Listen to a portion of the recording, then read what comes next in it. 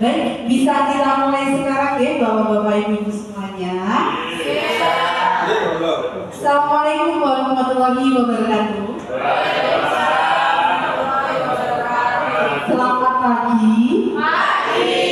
Iya, bagaimana kabarnya ini Bapak Ibu rekan sejawat saya semuanya? Baik. Kita pilih Pak Deka bagaimana kabarnya? Oh, alhamdulillah Pak Arif. Iya, kemudian ada Bu Anissa. Alhamdulillah Bu Lisa. Baik juga Bu Karis. Sehat alhamdulillah. Putri, bagaimana kabarnya? Oh, baik, jaya luar biasa. Berikutnya ada Pak Mujiono, bagaimana Kak kabarnya? Baik juga. Bu Sutimah, bagaimana kabarnya? Baru mudik ya Bu ya? Iya, kelihatan fresh banget ya. Bu Nia, bagaimana kabarnya? Alhamdulillah selalu cantik ya Bu Nia ini ya. Ya Allah, seperti saya waktu masih muda dulu ya. Bu Siska, bagaimana? Alhamdulillah sehat dan bahagia. Oke, aku masih bahagia ya.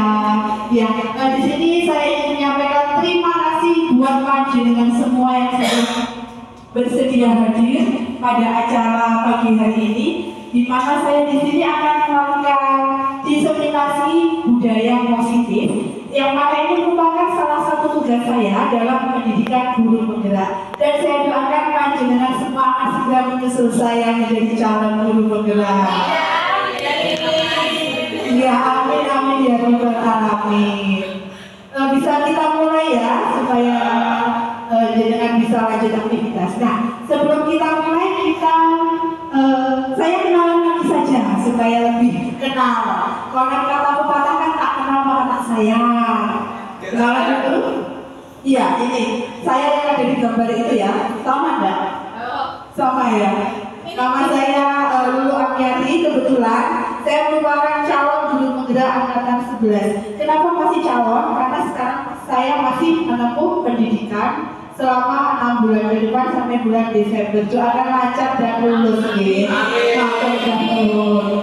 Berikutnya saya dari SMK Negeri 2 Kota Kediri. Nah, sebelum memulai acara pada pagi hari ini, kita ice breaking dulu aja ya supaya lebih fun gitu. Bentar, izin untuk menampilkan layar.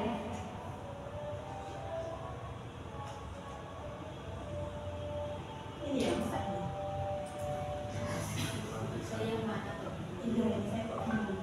kelihatan ya kalau seperti ini kelihatan ya. Oke, kata apa ini mungkin ada yang bisa membantu saya. Pak Deka, apa jawabannya Pak?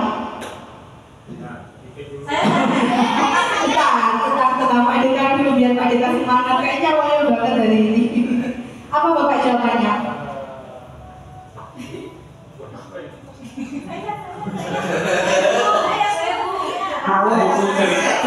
Oh iya,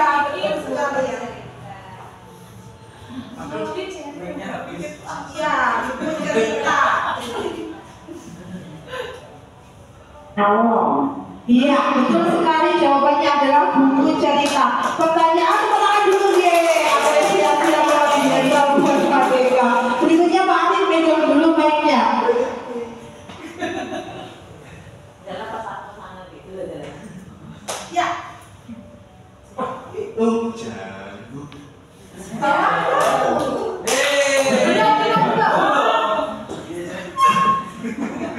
Apa batuk jago banget? Oh, jago kristal. Luar biasa sekali. Berikutnya Bu Siska.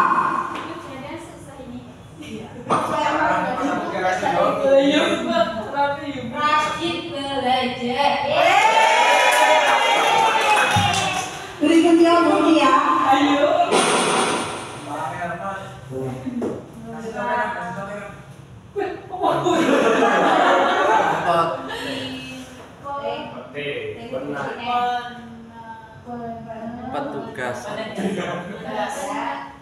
Penugasan Hukum. Olahraga hukum. Pelajaran akhir dong. Berikutnya ini Bu Lima tidak cukup mic-nya ya. Langsung Langsung dijawab aja. Langsung dijawab aja. Jawabannya apa?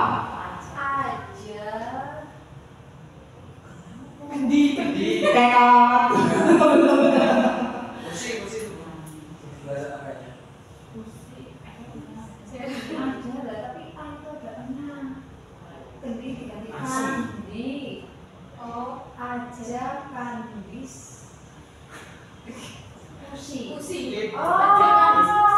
Ajak diskusi. Ajakan diskusi. Ajakan diskusi, betul sekali. Sulit ya. Aduh, kayak aku bisa. Aku semua. Kamu jawab, jawab.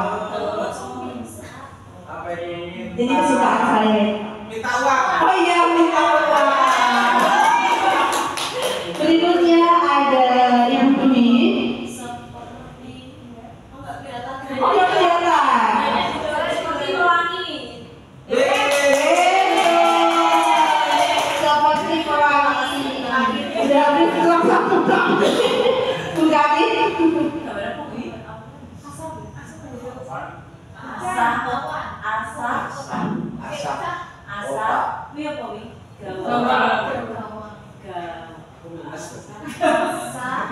Iya. Asak golok. Iya, benar. Iya, sudah cukup panas, ya. Oke, sekarang saya akan mencoba memulai acara kita, yaitu diseminasi budaya positif. Oke, sebelum saya mulai, saya ingin dua orang, bapak dan ibu, siapa ini yang bisa mewakili maju ke depan? Pak Ali, Pak Deka, satu bapak, satu ibu. Pak Ali aja. Semoga Pak Ali untuk depan. Sama Bu Siska ya? Ya, Bu Siska salah. Ya, Pak Ali. Jadi gini Pak. Pak Ali, coba panjenengan bayangkan di tangan panjenengan ini ada sesuatu yang sangat berharga. Misal, apa Pak kira-kira yang berharga? Uang, jangan uang kurang dong. Apa ya kira-kira ya? Cincin pertunangan. Cincin kawin. Emas 50 karat. Iya, jadi jangan pegang. Apapun yang terjadi jangan sampai dibuka. Oke, nah sekarang tugasnya Bu Siska ini merayu Pak Arif supaya genggaman tangannya dibuka. Iya, silakan coba. Ya dirayu. Monggo, kira-kira bagaimana kata-kata yang disampaikan untuk merayu Pak Arif itu seperti apa?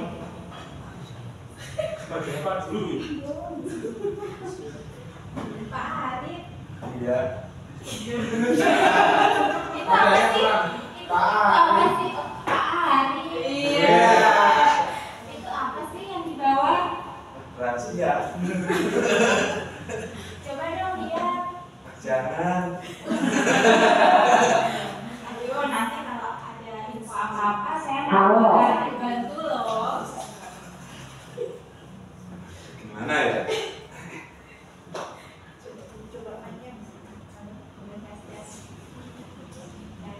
Halo, Bluetooth mode. Ya dong dibuka sebentar aja. Jangan. Ya. Tepuk tangan yang luar biasa untuk pengalaman dari Bapak kita dan Bapak Arif dan juga Bu Siska ya. Nah, oke. Tadi Pak Arif itu menunjukkan bahwa Pak Arif itu punya sesuatu yang ada di genggaman tangannya dan tidak mau melepaskan, gitu. Sedangkan Bu Siska sudah melakukan berbagai cara untuk merayu Pak Arif supaya membuka, tapi tetap Pak Arif mau buka dan tidak ada. Baik, selanjutnya siapa yang memegang kontrol untuk membuka kepala tangan tersebut? Kita sendiri, Pak Arif sendiri ya, tidak bisa dipengaruhi oleh orang lain. Beda itu Pak Deka. Kalau istrinya itu kan beda.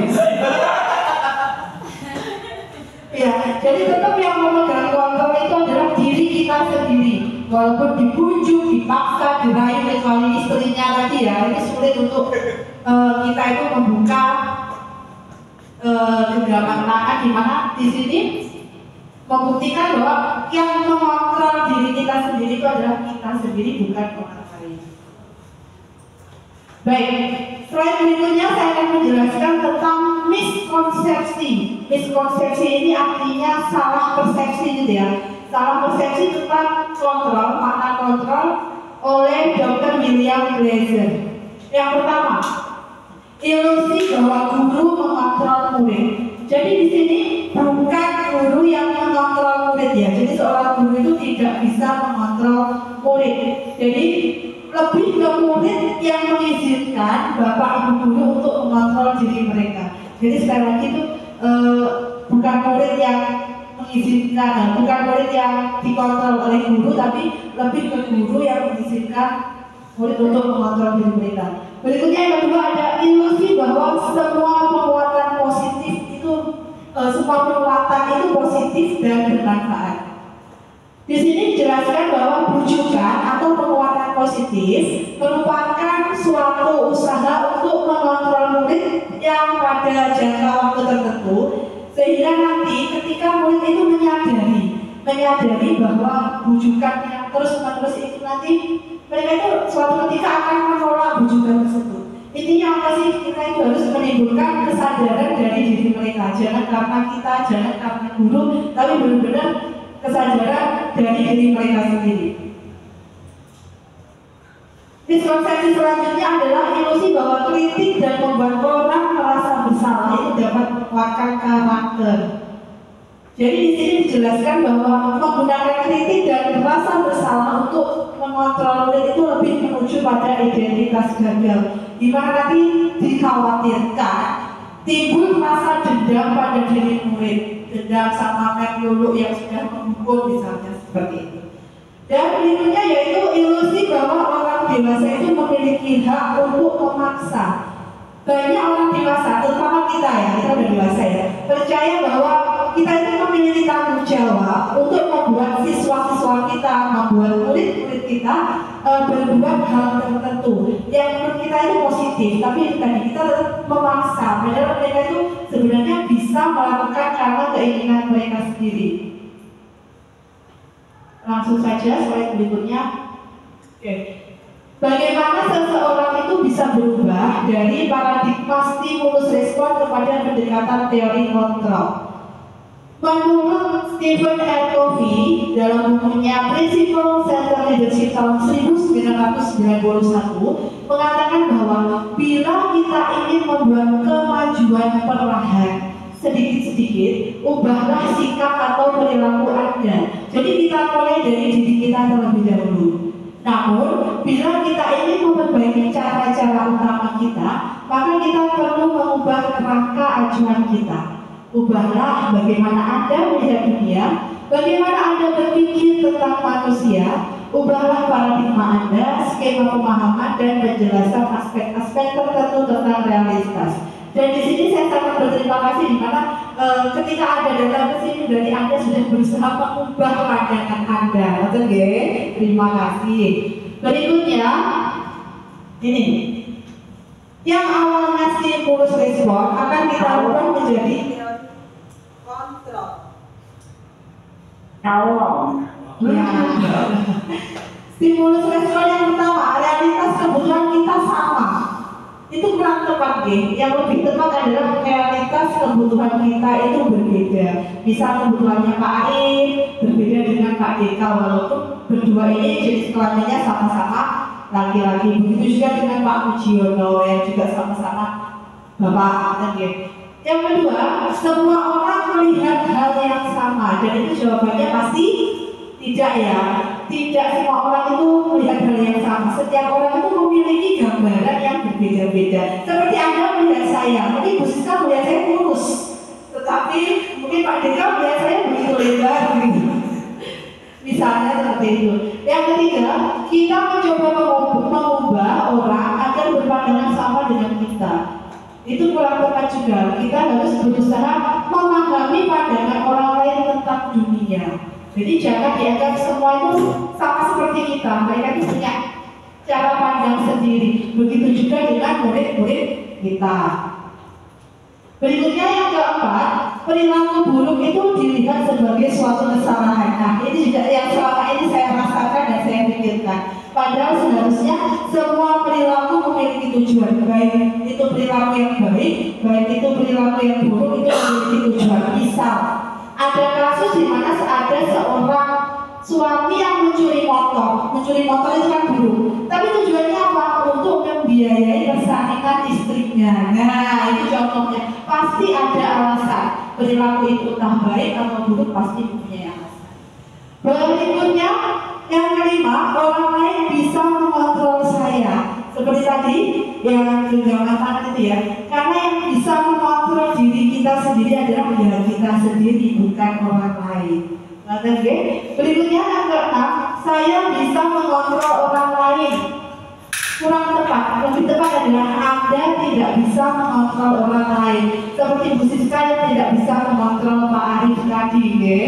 Dan berikutnya, pemaksaan Anda pada saat bujukan gagal. Jadi itu juga kurang tepat. Yang lebih tepat adalah kolaborasi dan konsensus menciptakan pilihan-pilihan baru. Jadi jangan ada bujukan, tapi kita ciptakan pilihan-pilihan baru, teman-teman. Dan yang terakhir adalah model berpikir menang atau kalah. Jangan ada yang menang, jangan ada yang kalah. Karena kita sistemnya harus win-win solution. Semua harus menang. Model berpikir menang-menang. Gurunya menang, muridnya ya menang, tidak ada yang dikalahkan. Berikutnya, makna disiplin. Sebenarnya apa sih itu disiplin? Mungkin ada yang bisa menyampaikan disiplin itu apa? Bu Sutima mungkin bisa membantu saya. Disiplin itu apa, Bu? Iya, tidak apa-apa Ibu dijawab aja. Ini tidak ada yang benar, tidak ada yang salah. Melaksanakan sesuatu tepat waktu sesuai dengan aturan. Ya mungkin bisa pakai mic ya Bu. Iya Bu, karena suara Anda itu sangat luar biasa. Bagus saya ngefek.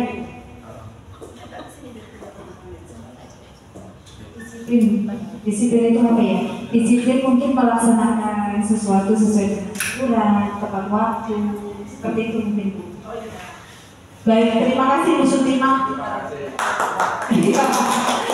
Tangan yang luar biasa buat Bu Sutima.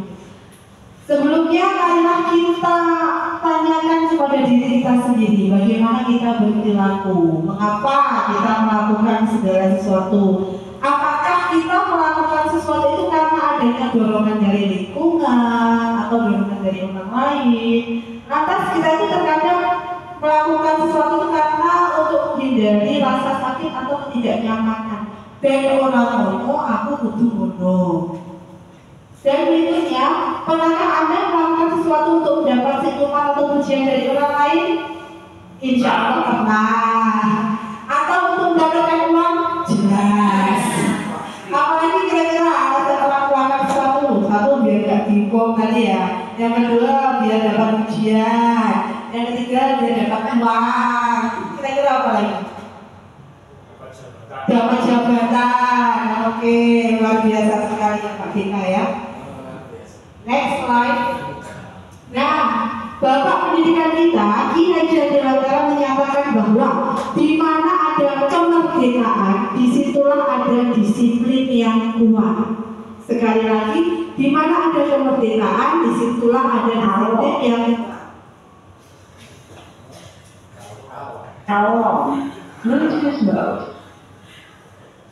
sungguh berdisiplin itu bersifat self-disiplin, yaitu kita sendiri yang mewajibkan kita dengan sekeras-kerasnya. Tetapi itu sama saja, sebab jika kita tidak cakap melakukan self-disiplin, wajiblah penguasa lain mendisiplinkan diri kita. Dan peraturan demikian itulah harus ada dalam suasana yang merdeka. Ini menurut Ki Haji Dewantara. Next slide. Pemikiran KHD ini atau Ki Haji Dewantara ini sejalan dengan pandangan dari Giant Gosen dalam bukunya Restructuring School Discipline tahun 2001, di mana Giant ini menyatakan bahwa dari kata disiplin berasal dari bahasa Latin disciplina yang artinya belajar. Kata disiplin juga berasal dari akar kata yang sama dengan disciple atau murid atau pengikut. Untuk menjadi seorang murid atau pengikut, seseorang itu harus paham betul alasan mengapa mereka mengikuti suatu aliran atau ajaran tertentu, sehingga motivasi yang terbangun adalah motivasi intrinsik, motivasi dari dalam diri mereka sendiri, bukan motivasi ekstrinsik atau motivasi dari luar. Giant juga menyatakan bahwa arti asli kata disiplin ini juga berkaitan disiplin diri dari murid-murid Socrates dan Plato.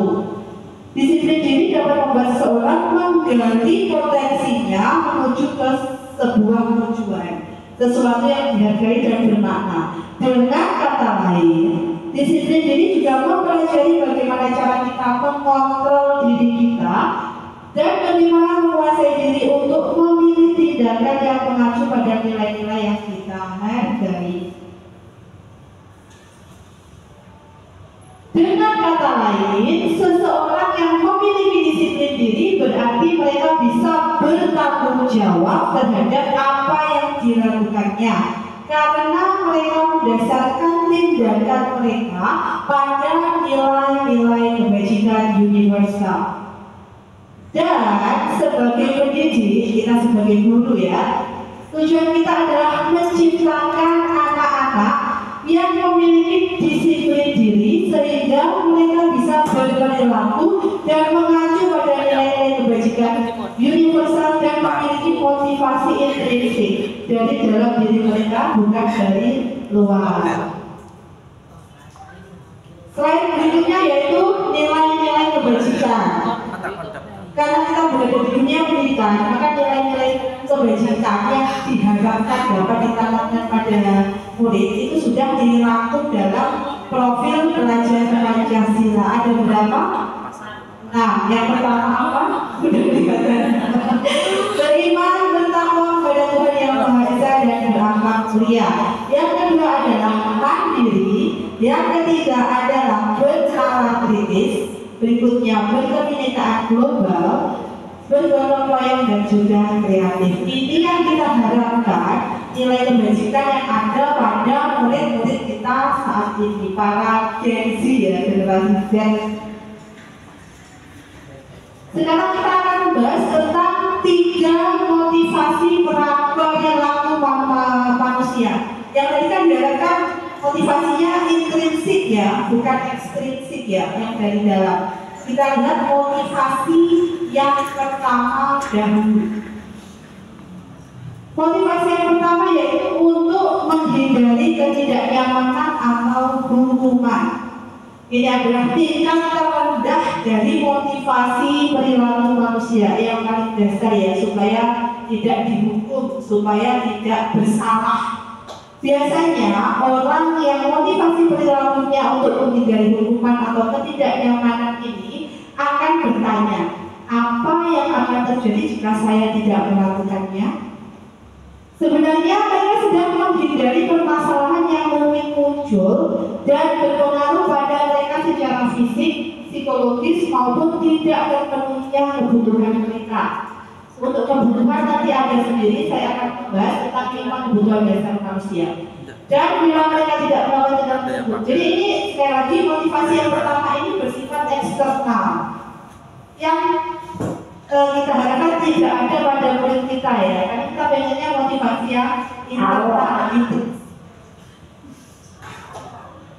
Halo, Bluetooth mode.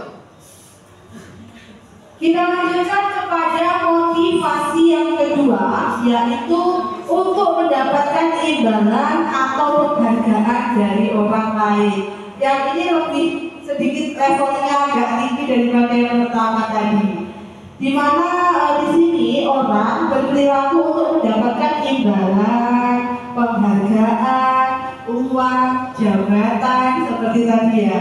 Orang dengan motivasi ini akan bertanya, apa yang akan saya dapatkan apabila saya melakukannya? Mereka melakukan sebuah tindakan mendapatkan pujian dari orang lain yang menurut mereka penting dan mereka letakkan dalam dunia berkualitas mereka. Mereka juga melakukan sesuatu untuk dapat hadiah, pengakuan, imbalan, jabatan, dan lain-lain. Ini juga termasuk motivasi eksternal. Jadi semoga tidak ada pada murid-murid kita. Motivasi yang ketiga adalah untuk menjadi orang yang mereka inginkan dan menghargai diri sendiri dengan nilai-nilai yang mereka percaya. Inilah motivasi yang kita harapkan tertanam pada diri murid-murid kita semua. Misal kita ambil contoh yang paling simpel, membuang sampah. Apakah murid-murid akan membuang sampah pada pada tempatnya ketika ada bapak ibu guru yang lewat? Ada yang iya, ada yang tidak, berarti memang belum tertangkap dengan kuat ya. Terus apabila tidak ada tempat sampah, apakah mereka akan dengan sembarangan membuang sampahnya?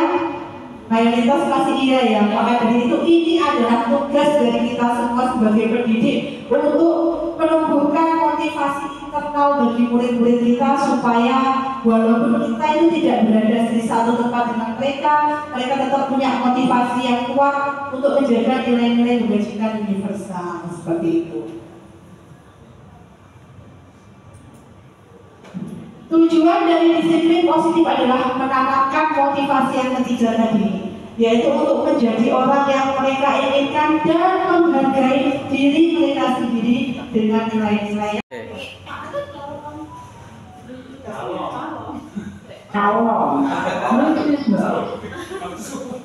Oke, jadi ini ya contohnya, lari mengelilingi lapangan basket 2 kali karena terlambat hadir sekolah. Itu nilainya hukuman, sanksi atau konsekuensi? Yakin? Kita coba kita lihat jawabannya apakah benar. Betul tepuk tangan. Benar ya hukuman. Selanjutnya, membersihkan coretan yang dibuat di meja. Coba dijawab yang keras, bersihkan. Konsekuensi. Kita cek jawabannya. Benar. Berikutnya, slide berikutnya, menggantikan kertas tugas teman yang telah dicoret-coret. Konsekuensi kita cek dulu. Berapa? Ini luar biasa sekali dari bapak-bapak ibu ya.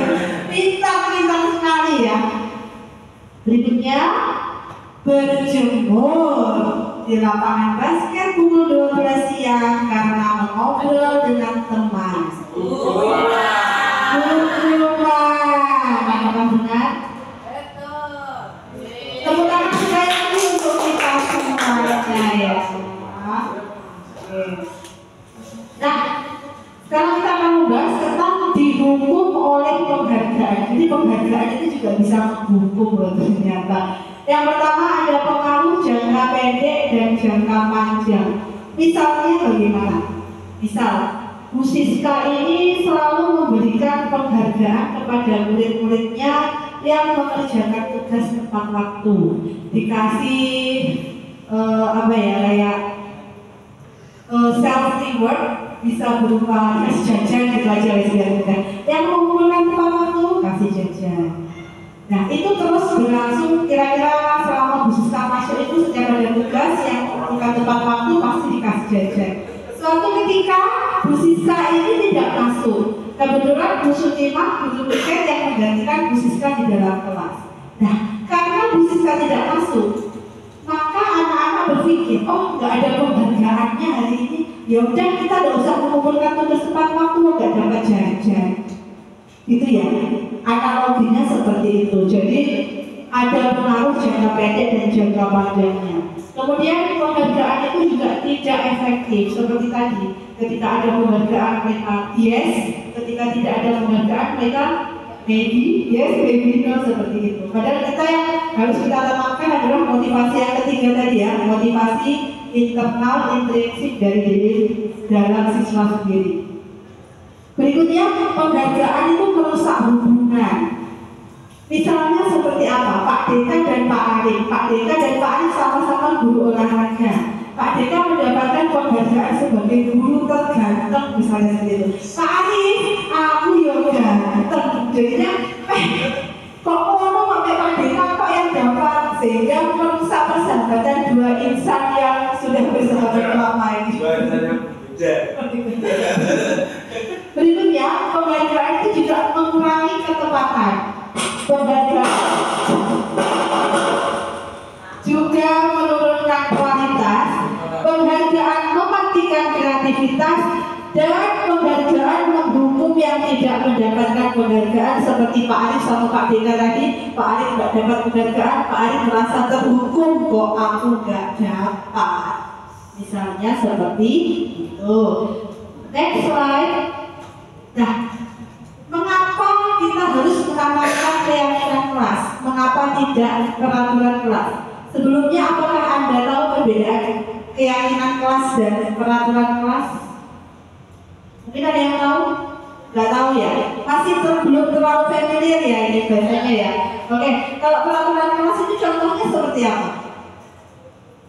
Dilarang bermain HP, dilarang makan di lab, itu peraturan ya? Oke, sedangkan kalau keyakinan kelas? Keyakinan kelas tanggung jawab, menghargai orang lain. Ya, jadi peraturan kelas itu terkadang sudah ada ketika siswa itu belum. Saya ulangi, peraturan kelas itu biasanya sudah ada ketika murid itu belum ada. Sedangkan keyakinan kelas itu terbentuk bersama-sama, disepakati bersama-sama. Maka dari itu keyakinan kelas ini dipercayai lebih kuat, lebih bagus, lebih positif daripada peraturan kelas. Nah, sekarang pembentukan keyakinan sekolah atau kelas. Kita mulai dari yang pertama. Keyakinan kelas ini lebih bersifat abstrak ya. Jadi tidak terlalu rinci seperti peraturan kelas. Dimana kalau peraturan kelas misalkan dilarang membuang sampah sembarangan, dilarang apa ya? Jadikan satu, jadilah keyakinan kelas yang misalkan menjaga kebersihan seperti itu. Berikutnya poin yang kedua, keyakinan kelas itu berupa pernyataan universal, lebih umum, tidak terlalu rinci, tidak terlalu spesifik. Yang ketiga, pernyataan keyakinan kelas senantiasa dibuat dalam bentuk positif, jadi menghindari kata jangan, menghindari kata dilarang, lebih ke hal-hal yang positif. Sopan santun terhadap guru, saling menghargai orang lain. Berikutnya, keyakinan kelas hendaknya tidak terlalu banyak sehingga mudah diingat dan dipahami oleh semua warga kelas. Jadi nanti bisa disarikan, diintikan, intinya apa? Dan berikutnya, keyakinan kelas sebaiknya sesuatu yang dapat diterapkan di lingkungan kelas tersebut. Misal seperti membuang sampah, jelas bisa diterapkan ya. Berikutnya, semua warga kelas hendaknya ikut berkontribusi dalam pembuatan keyakinan kelas dalam kegiatan curang pendapat. Jadi semua ikut mengeluarkan pendapatnya, mengeluarkan unek-uneknya sehingga bisa terbentuklah sebuah keyakinan kelas yang sudah disepakati oleh semua warga yang ada di kelas tersebut. Dan yang terakhir, bersedia meninjau keyakinan kelas dari waktu ke waktu. Ketika keyakinan kelas tersebut dianggap kurang pas, maka bisa dilakukan peninjauan ulang supaya lebih up to date dengan masa kini. Sekarang ini contoh praktik pembuatan keyakinan kelas. Ini alhamdulillah sudah saya terapkan. Nanti saya beri gambaran dokumentasi yang saya lakukan di kelas B. Yang pertama itu kita harus memunculkan peraturan kelas. Nanti kalau waktunya nonton kita coba buat di sini bareng-bareng di keyakinan kelasnya. Yang kedua, dari peraturan kelas yang sudah muncul, yang ada banyak, misal ada 10 peraturan kelas A, B, C, D, E, F, G, itu kan pasti kalimatnya tidak positif semua, ada kalimat negatif. Maka pada langkah kedua ini kita harus merubah peraturan kelas itu menjadi kalimat positif. Misal, dilarang ramai pada saat pelajaran. Kira-kira kalimat positifnya menjadi apa? Menciptakan suasana tenang saat pelajaran, seperti itu. Terima kasih Bu Sutima. Berikutnya yang ketiga itu saringkan atau menyaringkan, mengintikan peraturan kelas menjadi nilai kebajikan atau keyakinan yang perlu diatur di dalam kelas. Nilai kebajikan contohnya tanggung jawab, disiplin, sopan santun, saling menghargai seperti itu. Jadi lebih simpel bahasanya supaya anak-anak ingat ketika suatu saat mereka melanggar keyakinan kelas. Coba apa keyakinan kelas yang sudah kamu langgar? Nah, oh maaf saya melanggar keyakinan kelas disiplin karena saya terlambat datang, misalnya seperti itu. Poin yang keempat yaitu lakukan pendalaman keyakinan menggunakan tabel T dan tabel Y. Nanti insya Allah kalau waktunya cukup kita praktekkan ya bapak-bapak ibu. Dan yang terakhir, lakukan pendalaman keyakinan kelas peran guru dan murid. Di sini nggak cuma murid yang harus kita tuntut, tetapi kita juga harus sadar diri. Kita juga punya peran. Misal kita melarang murid datang terlambat, maka kita pun juga harus berusaha supaya tepat waktu masuk ke dalam kelas. Seperti itu, geng.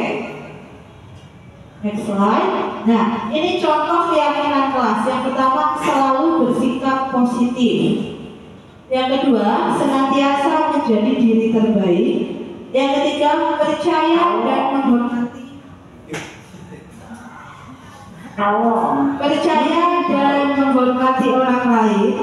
Yang keempat, berkomitmen terhadap setiap tugas. Dan yang terakhir, senantiasa membantu siapapun, membantu teman, membantu bapak ibu guru, membantu staf karyawan. Itu contoh. Sekarang kita akan masuk kepada 5 kebutuhan dasar manusia. Sebelumnya ada yang ditanyakan untuk keyakinan kelas. Sudah yakin, gak? Yakin. Kita akan masuk ke 5 kebutuhan dasar manusia menurut Dr. William Glasser dalam Choice Theory. Yang pertama apa Bapak Ibu? Kesenangan. Ini kebutuhan dasar yang harus kita penuhi ya. Pak Ali sudah senang belum? Oh senang, alhamdulillah. Yang kedua adalah cinta dan kasih sayang. Pasti ya harus terpenuhi cinta dan kasih sayang. Yang ketiga adalah kebebasan. Yang keempat adalah penguasaan dan yang terakhir adalah bertahan. Sekarang kita coba bahas satu-satu. Apa itu kebutuhan dasar yang pertama, yang kesenangan? Kesenangan di sini merupakan kebutuhan untuk merasa senang. Karena ketika kita senang, maka semua penyakit akan hilang, hutang-hutang akan dilupakan, tapi tetap harus dibayar. Bisa, benar-benar. Yang paling penting harus senang dulu, gitu. Yang kedua adalah cinta dan kasih sayang, di mana ini merupakan kebutuhan untuk diterima, memberi dan menerima kasih sayang yang berkoneksi. Yang ketiga adalah kebebasan. Kebebasan merupakan kebutuhan akan pilihan, kemandirian dan juga otonomi. Yang keempat adalah penguasaan. Penguasaan ini merupakan kebutuhan pengakuan. Jadi senang kalau orang lain itu mengakui dia bisa apa, karena memang dia benar-benar bisa. Dan yang terakhir adalah bertahan hidup ya. Bertahan hidup ini kebutuhan fisiologis dan juga kebutuhan psikologis, yaitu misalnya rasa lapar, rasa aman, seperti itu. Sekarang coba, ini ada siswa yang seperti ini. Ibu kejar aku karena ibu guru sayang aku. Kira-kira kebutuhan dasarnya apa? Ibu kejar aku karena aku sayang aku. Apa Putri? Oke, cinta dan kasih sayang. Betul sekali. Yang kedua, ini ya, dapat piala ini ya. Lanjut. Aku hebat kan, bisa bikin bu guru kejar aku. Kira-kira apa itu? Ada yang jawab kesenangan, ada yang jawab penguasaan. Aku hebat kan, bisa bikin ibu guru kejar aku. Penguasaan, kesenangan, apa? Kita cek jawabannya ya. Nanti yang benar dapat piring cantik gitu ya. Saya penguasaan. Berikutnya apa lagi ya? Ini, aku bosan belajar mewarnai terus di dalam kelas. Kebebasan, yakin? Ada jawaban lain?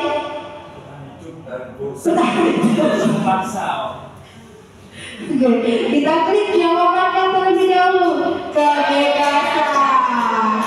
Berikutnya kita lihat. Salah. Sekarang kita masuk ke 5 posisi kontrol. Untuk 5 kebutuhan dasar bukan aman, ya? Nah, sekarang kita masuk ke 5 posisi kontrol. Yang pertama penghukum, ini saya banget ini ya. Ini saya banget. Dimana seorang penghukum itu bisa menggunakan hukuman fisik maupun verbal, serta senantiasa mengatakan bahwa sekolah itu memerlukan sistem atau alat yang dapat lebih menekan murid-murid lebih dalam lagi. Jadi inilah gambaran dari diri saya sebelum saya mengikuti program guru berbeda. Saya suka menghukum murid-murid saya yang tidak sesuai dengan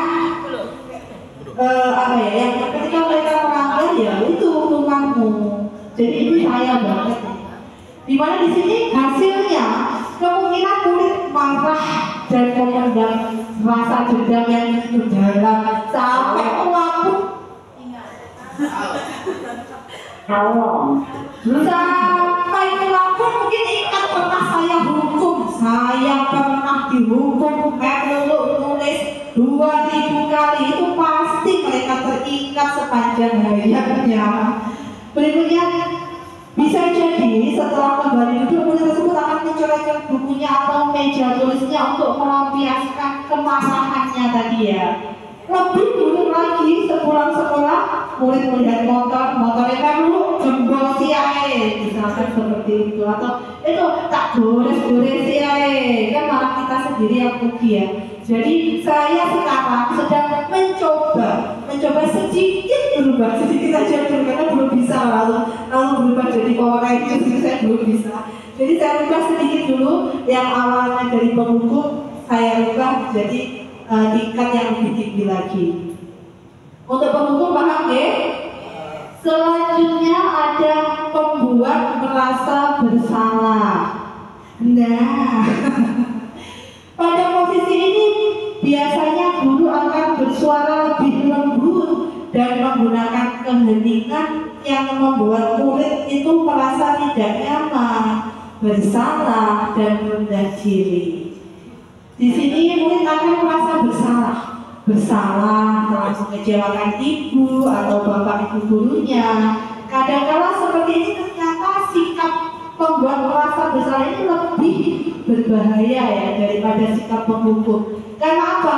Karena emosi akan tertanam di dalam murid. Emosinya tertanam, menahan perasaannya, sehingga takutnya murid yang tertekan seperti itu tadi suatu ketika akan meletus duluan gitu amarahnya, karena selama ini cukup menahan. Next slide. Teman. Nah ini saya sedang berusaha menjadi teman. Teman merupakan teman itu kan nggak ada ya teman yang menyakiti kecuali teman. Ya, jadi pada posisi ini tuh guru itu tidak akan menyakiti murid, namun akan tetap berupaya mengontrol murid melalui persuasi. Persuasi itu artinya apa? Ajakan. Posisi teman pada guru bisa negatif ataupun positif.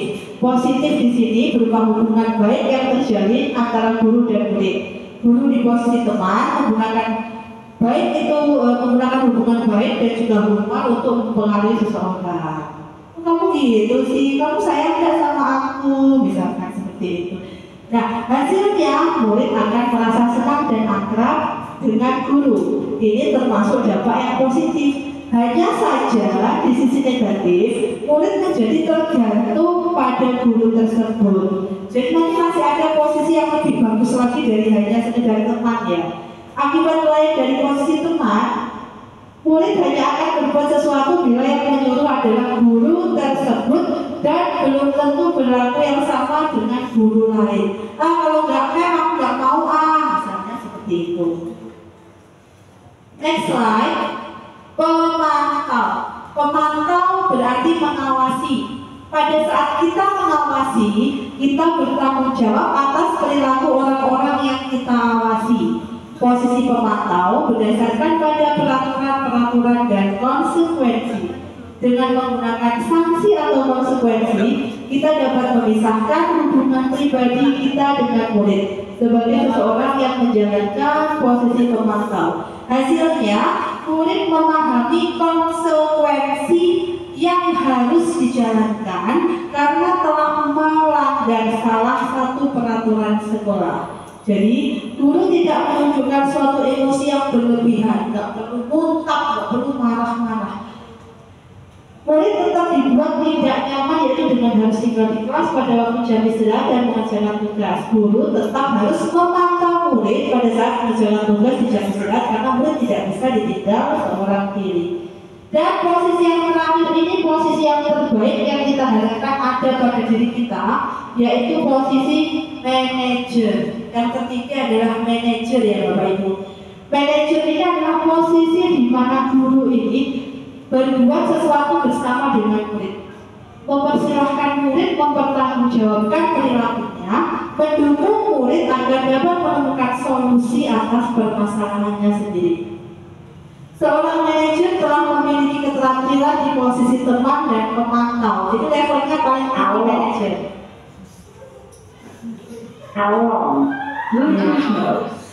Ketika menjadi manajer, otomatis kita itu sudah menjadi teman, sudah menjadi pemantau. Seperti sudah bisa di level teman, lebih bisa di level pemantau. Ini hasilnya, fokusnya itu ada pada murid, bukan untuk membahagiakan orang lain, bukan membahagiakan gurunya, bukan untuk membahagiakan orang tuanya, tapi murid di sini tuh sudah mengetahui adanya suatu masalah dan sesuatu itu perlu di-recover, perlu diselesaikan. Bila guru mengambil posisi pemantau, guru akan melihat apa konsekuensinya kan. Tetapi pada posisi manajer ini, guru akan mengembalikan tanggung jawab pada murid untuk mencari jalan keluar permasalahannya. Tentu saja tetap dengan bimbingan guru. Kira-kira ini panjenengan pada posisi kontrol apa? Yang pertama penghukum sama dewan kos. Oh teman. Berikutnya coba saya berikan beberapa quiz dulu. Kira-kira kalau kalimat yang diucapkan oleh guru seperti ini itu berada di posisi mana? Saya kecewa sekali dengan kamu, yang mana? Kita cek. Oke, benar ya. Membuat orang merasa bersalah. Yang kedua, patuhi peraturan saya atau awas. Penghukum yakin? Kita cek dulu apakah dapat piala. Penghukum tepat sekali. Berikutnya, apa rencana kamu untuk memperbaiki hal ini? Apa rencana kamu untuk memperbaiki hal ini? Kita cek apakah benar. Wah, luar biasa sekali ya. Panjenengan ini memang saya datangkan memang untuk mensukseskan acara hari ini. Berikutnya, sanksi atau konsekuensinya apa? Sanksi atau konsekuensinya apa? Tadi apa yang berhubungan dengan sanksi, konsekuensi tadi apa ya?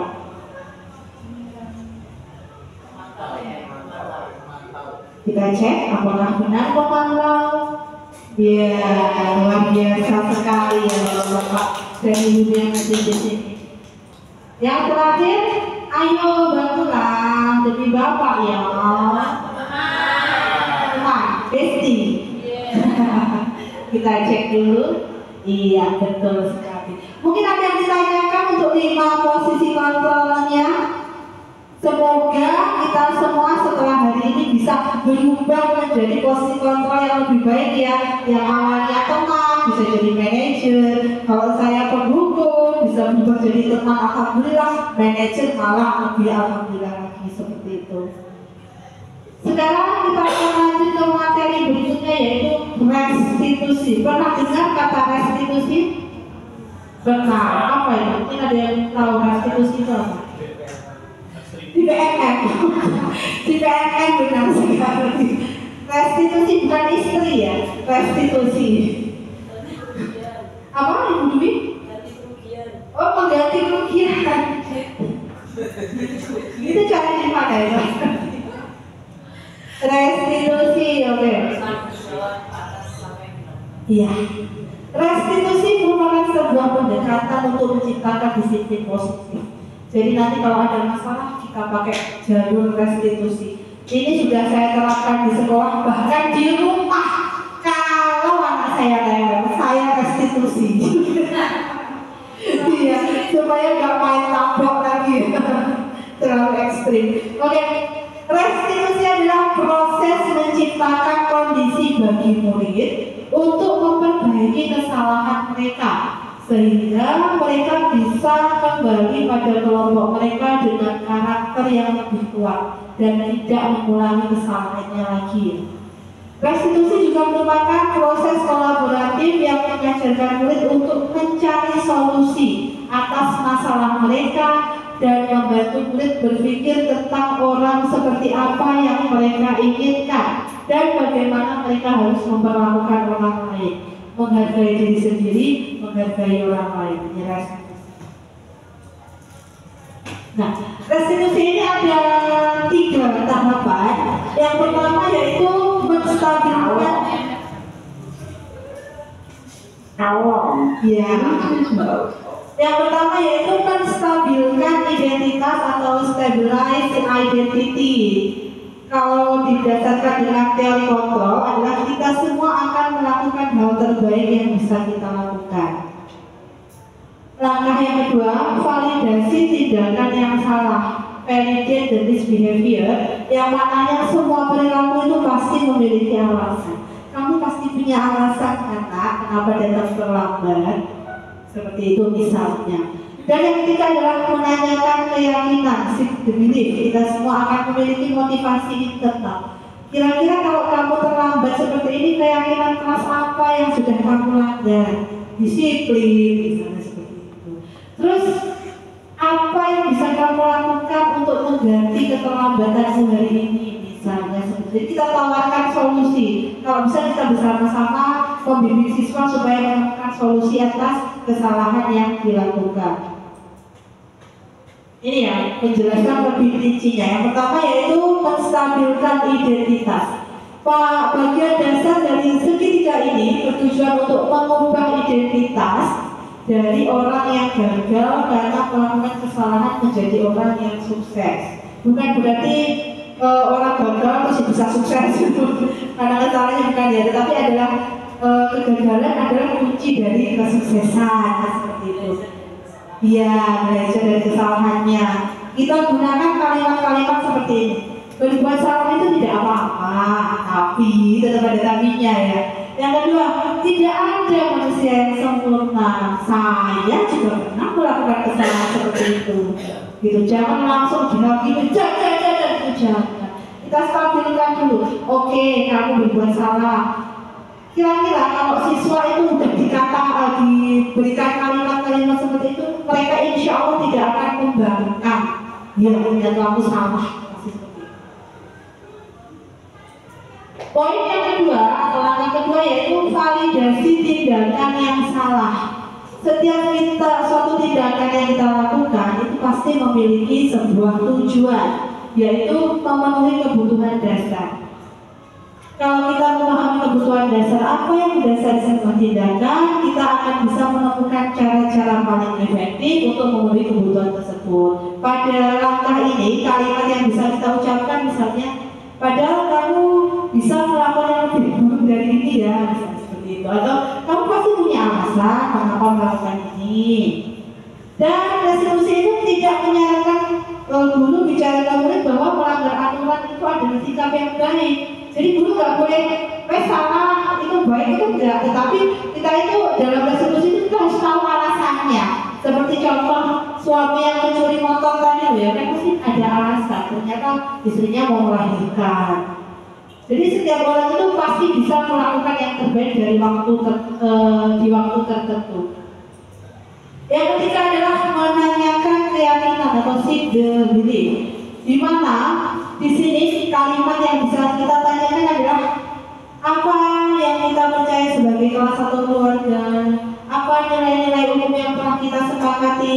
Dia bilang dulu disiplin, tanggung jawab, saling menghargai. Lalu kira-kira keyakinan kelas apa yang sudah kamu langgar? Disiplin, misalnya seperti itu. Kebanyakan anak akan mengatakan iya, tapi mereka tidak tahu bagaimana caranya menjadi orang seperti itu. Guru dapat membantu dengan bertanya, seperti apa jika mereka menjadi orang seperti itu? Ketika anak sudah mendapatkan gambaran yang jelas tentang orang seperti yang mereka inginkan, guru dapat membantu anak-anak tersebut tetap fokus pada gambaran. Gini aja, contohnya ada siswa yang datang terlambat, maka langkah pertama yang kita lakukan tadi apa? Menstabilkan identitas ya. Yang pertama itu kita harus menyampaikan kepada mereka bahwa intinya salah itu tidak apa-apa, tapi seperti itu. Saya juga pernah terlambat, tapi alhamdulillah tidak sekian dari misalnya seperti itu. Terus yang kedua kita tanya alasannya, kenapa kok kamu terlambat? Oh ternyata tadi malam begadang, main game sampai bangunnya kesiangan. Lalu setelah itu apa yang kita lakukan untuk memperbaiki kesalahan tadi? Tindakan apa yang harus kita tawarkan kepada si anak tersebut, kepada murid tersebut? Misalnya kita tanyakan dulu, apa keyakinan kelas yang sudah kamu langgar, nak? Oh, saya melanggar disiplin. Lantas apa yang bisa kamu lakukan untuk memperbaiki kesalahanmu ini? Dia pasti akan berpikir apa yang kira-kira ya. Oh, saya nanti malam tidak main game, benar ya, nggak main game ya. Terus bagaimana? Saya akan bilang ke teman-teman saya, jangan main game, jangan seperti saya, misalnya seperti itu. Dan di sini dokumentasi yang saya lakukan ketika saya melakukan pembuatan keyakinan kelas. Kemarin saya sudah melakukan pembuatan keyakinan kelas pada kelas 10 permodelan 1. Di sana saya mengajak anak-anak. Langkah pertama ini, di foto pertama ini mereka menuliskan peraturan kelas yang ada yang selama ini mereka sudah ada. Misalkan di sini dituliskan wajib bayar tas, piket kelas, datang tepat waktu, tidak buka HP saat pelajaran, kemudian tidak bermake up, sopan santun, dilarang membuang sampah di kelas, seperti itu. Mereka kebetulan menuliskan 11 peraturan kelas. Dari 11 peraturan kelas yang sudah mereka tulis pasti ada yang bermakna negatif. Itu langkah kedua, yaitu membuatnya menjadi positif. Misal dari yang pertama, wajib bayar kas, dijadikan kalimat yang positif menjadi membayar kas tepat waktu. Karena kalau wajib itu terkesan memaksa kan. Tapi kalau membayar kas tepat waktu ini membutuhkan kesadaran, betul sekali. Yang kemudian ada tidak buka HP jika tidak diizinkan, maka kalimat positifnya menggunakan HP pada waktunya, misalnya seperti itu. Kemudian dilarang membuang sampah di kelas, buang sampah pada tempatnya. Itu langkah yang kedua. Langkah yang ketiga yaitu menyarikan. Menyarikan itu membuat sari ya misalnya. Intinya apa? Misal ini ditempeli kertas post-it warna kuning. Di sini misalkan wajib bayar kas. Tadi kan diganti menjadi membayar kas tepat waktu. Oh berarti ini lebih ke kebajikan universal apa kira-kira? Tanggung jawab. Jadi anak-anak menuliskan di kertas post-it kemudian ditempel di papan tulis. Ini yang sudah saya terangkan di kelas. Dari situ kami rangkum, kemudian jadilah keyakinan kelas yang sudah saya buat dengan siswa saya di kelas 10 permodelan 1. Dokumentasi berikutnya adalah tentang praktek segitiga restitusi. Ini saya mau play video tapi kayaknya nggak kedengeran nanti. Jadi saya wakilkan cerita saja. Di sini siswa ini melakukan kesalahan yaitu dia itu diam-diam makan selama pelajaran. Kemudian saya panggil secara personal ya, saya tanyai. Yang pertama seperti tadi saya mencoba menerapkan 3 langkah segitiga restitusi. Yang pertama saya stabilkan identitasnya.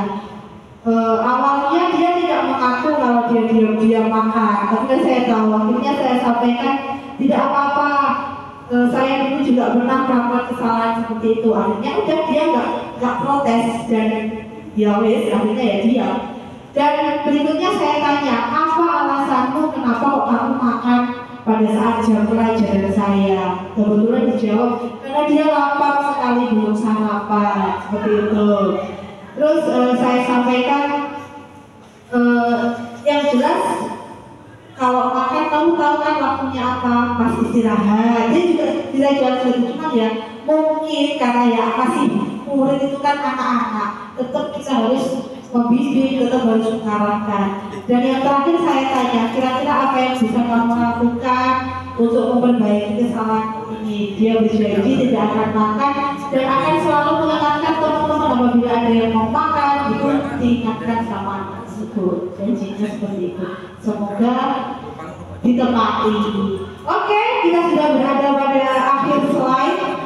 Mungkin ada yang ditanyakan terkait pembelajaran yang sudah kita laksanakan pagi hari ini. Ya, kita refleksi dulu ya. Refleksi kira-kira siapa yang mau refleksi ya, apa saja yang sudah kita pelajari hari ini. Mbak Karin, kita tadi udah belajar apa Mbak? Tentang Ya. 5 kontrol sosial, terus 5. Iya, 5 fungsi kontrol. Terus apa yang membedakan Awas. antara teori sosial dengan stimulus Kalau, respon. ya betul sekali. 5 kebutuhan dasar. 5 kebutuhan dasar manusia. 5 apa memang sing